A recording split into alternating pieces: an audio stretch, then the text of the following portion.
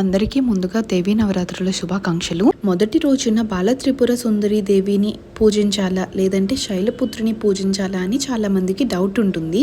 Mostly north states లో అందరూ శైలపుత్రినే పూజిస్తారు అండ్ తెలుగు స్టేట్స్ లో మోస్ట్లీ బాల త్రిపుర సుందరి దేవిని పూజిస్తారు. శైలపుత్రి అంటే పర్వతరాజు హిమవంతుని కూతురు అన్నమాట. అండ్ బాల త్రిపుర సుందరి దేవి అంటే సాక్షాత్ లలితాదేవి బాలస్వరూపం అన్నమాట. అండ్ జ్ఞానంకి ఆది దేవత అని అర్థం. అండ్ విజయవాడ లాంటి శక్తి పీఠాల్లో శ్రీ విద్య ఉపాసకులు నవరాత్రుల మొదటి రోజు జ్ఞానంకి రూపంగా బాలస్వరూపంని పూజిస్తారు. ఫైనల్ గా మీరు ఏ పేరుతో పిలిచినా ఎవరికి పూజ చేసినా ఆ భక్తి చేరేది మాత్రం ఆ జగన్మాతకే అన్నమాట.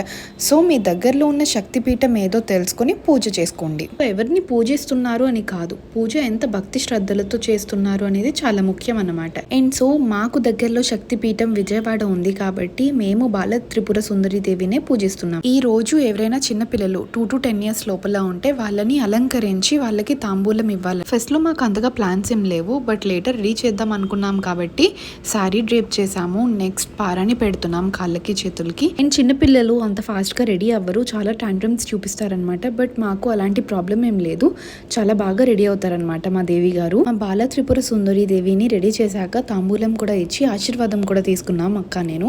ఇది ఫస్ట్ టైం కాబట్టి ఏదైనా మిస్టేక్స్ ఉంటే నాకు కామెంట్ లో తెలియజేయండి. అండ్ మీరు ఎలా సెలబ్రేట్ చేసుకున్నారు ఈ ఫస్ట్ రోజు అనేది కూడా చెప్పేసేయండి.